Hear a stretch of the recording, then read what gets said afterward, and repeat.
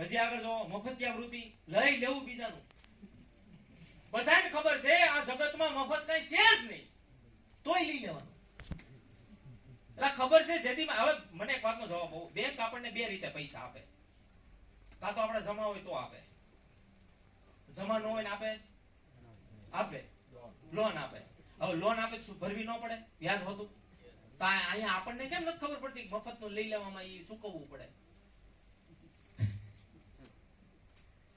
અરે એક રૂપિયો કોઈને ન આવવો જોઈએ, એક રૂપિયો નહીં. કોનું કોના ભાગનું હોય છે હું લેવાના મારા કરવું જોઈએ. મહિલાઓની સુરક્ષા, આજે નારી સશક્તિકરણની જે વાત આવી ને આના વિશે હું તમને 2 મિનિટ જ વાત કરી, વધારે તો કઈ મારો એવો વિષય નથી.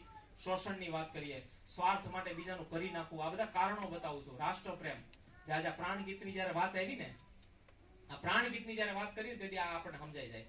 અને આ 26મી જાન્યુઆરી અને 15મી ઓગસ્ટે ખાલી ઝંડો રાખવાની એવી વાત નથી. વાહ, રાષ્ટ્રપ્રેમ એટલે કાયમને માટે.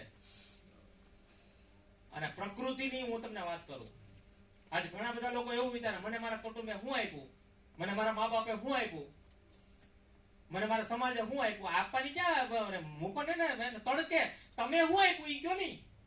તમે શું આપ્યું ભાઈ પ્રકૃતિને? ભગવાન ભાઈ મંદિરમાં ટકોરો મારવા જાય, માંગવા જ જાય કે એક દી સામે દેવા તો જાવ.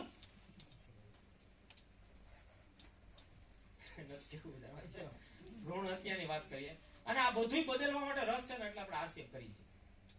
આ કારણ છે, અને આ કારણ હવે કોઈ એક કારણ શોધી ગયો ભાઈ મારા આના માટેથી. કારણ કે લોકો તો નાદાન છે ને ભાઈ, તમને કદાચ અડી કાઢી જાય, હામા ગમે કહી જાય, એ તો નાદાન છે. ને ક્યાં ખબર છે કે આ બધી વસ્તુ આપણે જાણી, આપણે સમજીએ છીએ. આ આરસીએમ ની અંદર પ્રોગ્રામ ની અંદર આવીને આ બધું આપણને જાણવા મળે, એ લોકોને ક્યાં ખબર છે?